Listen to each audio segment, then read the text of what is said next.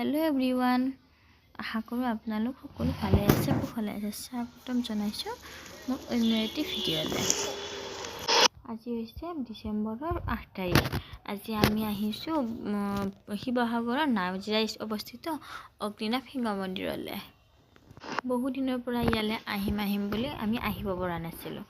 আপোনালোকৰ বহু সংখ্যকে হয়তো ইয়ালে আহি গৈছে আৰু বহু সংখ্যকে হয়তো এতিয়ালে আহি পোৱা নাই। যদি ইচ্ছা কৰে আপোনালোকে আহিব পাৰে দেই। মই এতিয়া ভিতৰলৈ সোমোৱা নাই যদিও পৰিৱেশটো ইমান ধুনীয়া লাগিছে। আহকচোন আপোনালোকক মোৰ লগতে ভিতৰলৈ লৈ যাওঁ, চাওঁ কিমান ধুনীয়া লাগে আৰু ভিতৰৰ পৰিৱেশটো। এয়া আমি মন্দিৰৰ গেটত ভৰি দিছো আহি। এয়া দেখিছেনে এই গছ হৈছে বৰচাকি বুলি কয়। ইয়াতে হেনো তেল ঢালিব লাগে।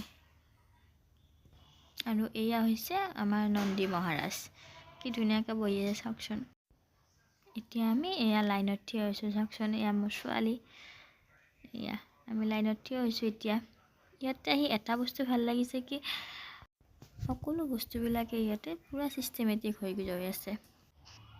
প্ৰথমতে আমাৰো অলপ প্ৰব্লেম হৈছিলে যিহেতু আমি প্ৰথম আহিছোঁ এইবাৰ, কিন্তু তাৰপিছত আমি ধুনীয়াকৈ গোটেইখিনি কাম সম্পূৰ্ণ কৰিলোঁ।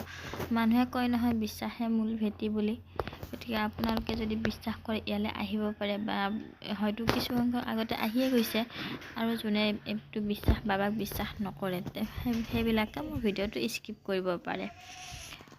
গতিকে মই বিশ্বাস কৰিছোঁ, মই কিবা এটা ফল পাইছোঁ কাৰণে মই ইয়ালৈ আহিছোঁ, বা তেওঁক দৰ্শন কৰিবৰ কাৰণে মই ইয়ালৈ আহিছোঁ। ইমান মানুহ চাওকচোন ইয়াতে। ইয়াতে হয়তো বহুজনে মনৰ আশা পূৰণো হৈছে।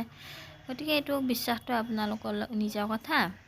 আৰু এয়া বাবাক চাওকচোন। এয়া আমি ইয়াতে এনেকৈ ওচৰৰ পৰা তেওঁক দেখালোঁ।